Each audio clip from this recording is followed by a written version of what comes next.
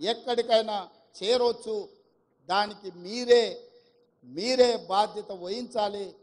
మీరు ఖచ్చితంగా దిశగా ప్రయాణించాలి. మీరు ఈరోజు తీసుకునే నియామక పత్రం మీ జీతభత్యాల కోసం చేస్తున్నామని మీరు అనుకోకండి.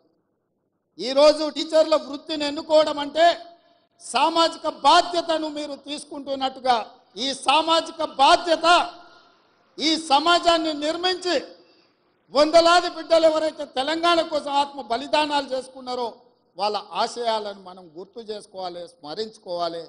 వాళ్ళు ఏ ఉద్దేశంతో, ఏ ఆలోచనతోని, ఏం ఆశించి త్యాగాలు చేసిండ్రో ఆ త్యాగాల పునాదుల మీద ఏర్పడ్డ ఈ తెలంగాణ రాష్ట్రం ఆ త్యాగాలను కొనసాగించాల్సిన బాధ్యత మన అందరి మీద ఉన్నది. ఇవాళ ఈ నియామక పత్రాలు మేము కష్టపడితే కాదు, మా అధికారులు అహర్నిశలు కష్టపడి కోర్టు కేసులను పరిష్కరించి చిక్కుములను అన్నిటిని విప్పి అహోరాత్రులు మా అధికారులు కష్టపడ్డారు. వాళ్ళందరినీ కూడా మీ చప్పట్ల ద్వారా ఒకసారి అభినందించండి. ఇవాళ ఇక్కడ ఏ తప్పిదం లేకుండా, ఎవరికి నష్టం జరగకుండా మీ ఉద్యోగ నియామకాల పత్రాలు ఈరోజు మీ చేతికి ఇస్తున్నాము అంటే మా అధికారుల కృషి కూడా ఉన్నది. యథా రాజా తదా ప్రజ అన్నారు. మాకు మా మంత్రివర్గ సహచరులకు చిత్తశుద్ధి ఉంది. మీకు ఉద్యోగాలు ఇవ్వాలన్న ఆలోచన ఉంది. మీ పట్ల మాకు సానుభూతి ఉంది. మిమ్మల్ని మేము మా కుటుంబ సభ్యులుగా ఈరోజు ఎల్పీ స్టేడియం మీ ఇంటికి, ప్రతి వాళ్ళ ఇంటికి మేము పంపించవచ్చు నియామక పత్రం. కానీ మీ కళ్ళల్లో ఆనందాన్ని ప్రత్యక్షంగా చూసే అవకాశం మాకు రాదు. మీ కళ్ళల్లో ఆనందం చూడాలి, మీ కుటుంబ సభ్యులు సంతోషపడాలి. రాష్ట్రంలో ఉన్న 4 కోట్ల మంది మీ సంతోషంలో భాగస్వాములను చేయడానికే ఈ ఎల్బీ స్టేడియంలో అందరి సమక్షంలో ఈ కార్యక్రమాన్ని చేపట్టినాం. ఇది నిరుద్యోగ యువకులకు స్ఫూర్తిని ఇవ్వాలి.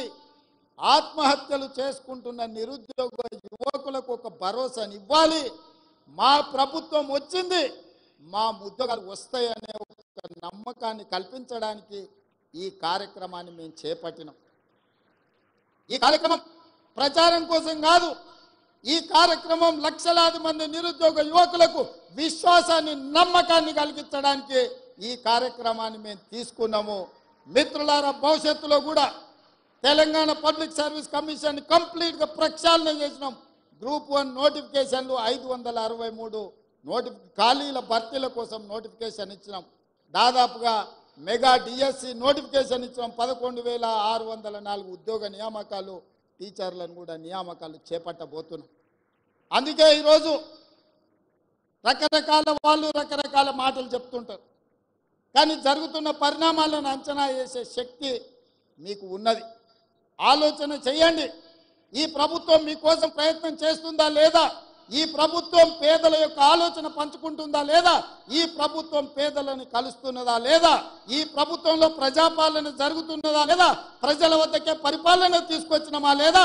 గడీలలో బందీ అయిన ప్రభుత్వాన్ని గడీలు బద్దలు కొట్టి గ్రామాలకు తీసుకొచ్చినమా లేదా? ఈ 3 నెలల పరిపాలనను మీరు అంచనా వేసుకొని రేపు భవిష్యత్తులో తీర్పు ఇవ్వమని నేను అడుగుతున్నా. రేపు జరగబోయే ఏ ఎన్నికలైనా మా పరిపాలన మీద, మా నిర్ణయాల మీద, మేము చేస్తున్న నియామకాల మీదనే మీరు తీర్పునివ్వండి. మీరు ఆలోచన చెయ్యండి. ఇక్కడ విన్నది గ్రామాలకు వెళ్ళి చర్చించండి. మేము చెబుతున్న మాట వాస్తవమా కాదా? ఇవాళ ప్రజలకు స్వేచ్ఛ వచ్చిందా లేదా? మీరు ఒక్కసారి ఆలోచన చేయండి. ఒకనాడు మంత్రులు ఎవరైనా మిమ్మల్ని కలిసేటోళ్ళా? ఎప్పుడైనా మీరు ముఖ్యమంత్రిని చూసిండ్రా? ఎప్పుడైనా ముఖ్యమంత్రి ఎవరైనా కలిసిండా? ఇవాళ పరిస్థితి ఉందా? మీరు ఎవరైనా రేవంత్ అన్న అంటే ఏందమ్మా అని వెనక్కి తిరిగి మాట్లాడుతున్నా కదా. మీ అభిమానంతోనే కదా ఇక్కడ ఉన్నది.